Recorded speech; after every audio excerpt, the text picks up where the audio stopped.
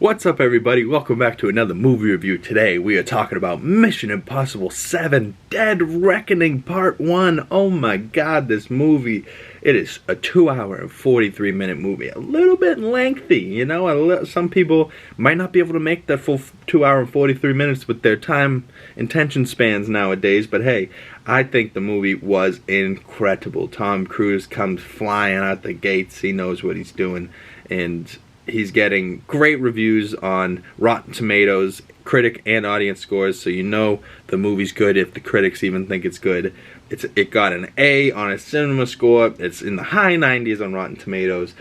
We got Ving Rhames. I'm sorry if I'm butchering his name, but Luther and Simon Pegg as Benji.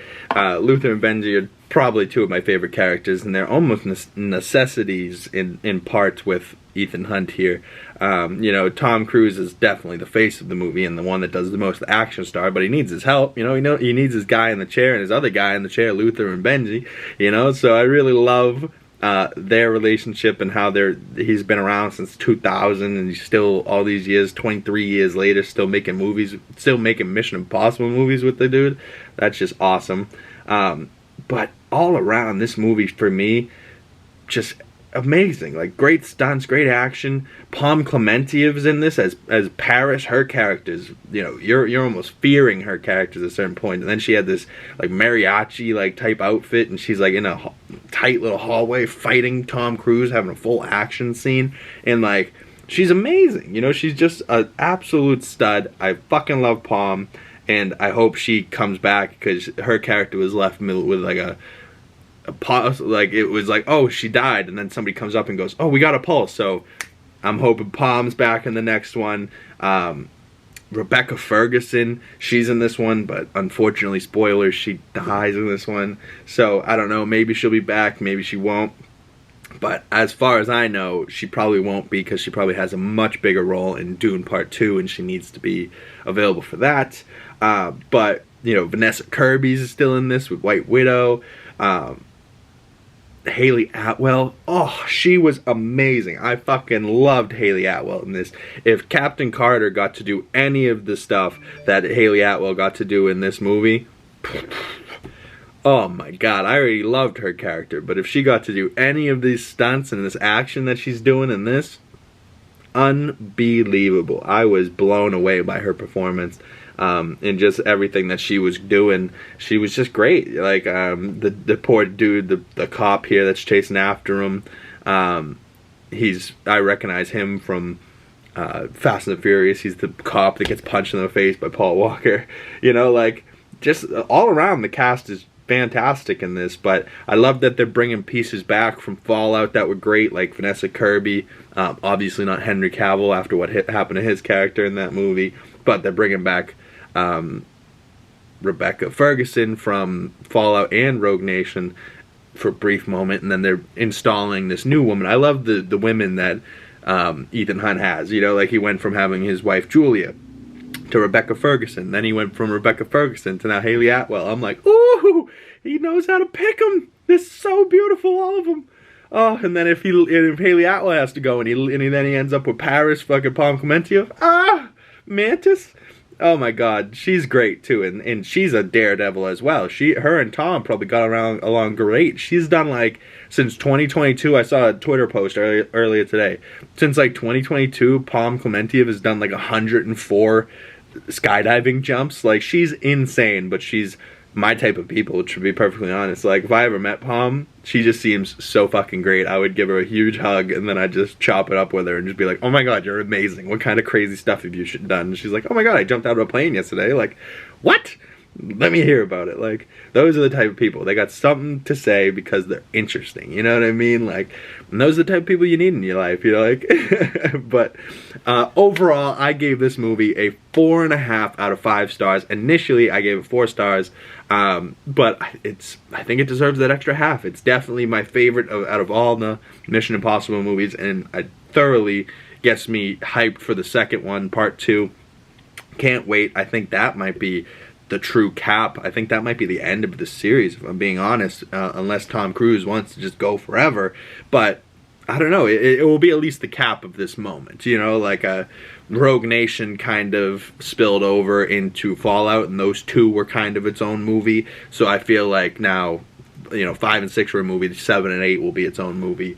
You know, you'll be able to watch back to back, and it should feel like one big continuous movie. But also continuous movies that are both satisfying in their own right, because Tommy Cruise and McQuaid there are both great storytellers, and I loved what they did here. The stunts don't feel meaningless. There feels like stakes. There feels like pressure.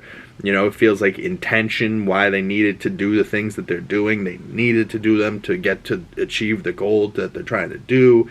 You know, and they're fighting an AI entity, which is kind of what Hollywood's doing right now. They're fighting AI and fighting for their rights and stuff like that. So I don't know. Pay your writers. I need more movies coming out, you know. So if the longer people are on strike and the longer things just keep getting pushed back, the further and further all the things that I love get pushed back, movies and my favorite shows.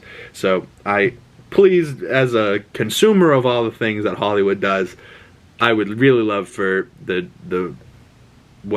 studio heads, pay your writers, pay your actors what they deserve. You guys are making so much fucking money and you're not doing a fucking thing. The writers are the people that are coming up with the great ideas and the great lines that I love. The actors are the ones performing the great lines that the writers write.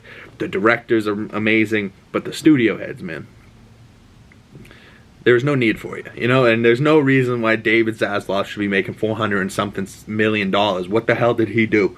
All that money could have made Flash probably profitable, you know, like, oh God, it's just so gross, you know, just to think about, like, all these guys, they're just talking about money and millions and millions of dollars to make movies. Like, personally, I would love to go to Hollywood and just make movies, but the business itself is scary, you know. It's all dirty and gross and people are just scums, and it's a dangerous world out there, y'all. So be safe, and I hope everyone gets their rights and everything that they deserve, because they deserve it, you know, and they're great.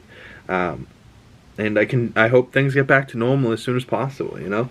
But comment below, did you go see Mission Impossible? What did you think of the movie? Did you love it? I loved it. So I would love to hear your thoughts in the comment section below. And if you have a letterbox and you guys did a movie review for it, when you like send your review, all of a sudden, like, this Mission Impossible, if you accept this mission, you know, it will self-destruct in 5 seconds. All of a sudden I'm holding my phone like 5, 4, 3. I'm like, is this phone about to blow up? And then all of a sudden it just cuts back to your review and it's like, oh my God, that was kind of cool, you know? Like, I don't know why that happened. It was the first time anything's happened like that when you leave a review on Letterboxd. So I was thoroughly like, whoa, what the hell? But it was cool. So I urge you to go check out my Letterboxd and check out my review, but go check out Letterboxd for yourself. Leave reviews on movies that you've been watching, and I really like that app. It tracks how many movies you've been watching throughout the year, when you watched them, the day you watched it, the review you left on that day. Because I've watched things and then watched it again and been like, wow, I gave this 3 stars back then? Nah, it's more like a 4-star, you know, and then my review goes up. Or I gave that 5 stars? Nah, it's more like a 4, you know, like it goes down, you know. So your reviews, your scores change. So go check out Letterboxd, at me on Twitter or Threads or Instagram. All my links will be down in the description below, and I will see all of you guys in the next video. Thank you for watching, and more movie reviews to come, and my Marvel rewatch continues, so I will see you guys when I see you guys.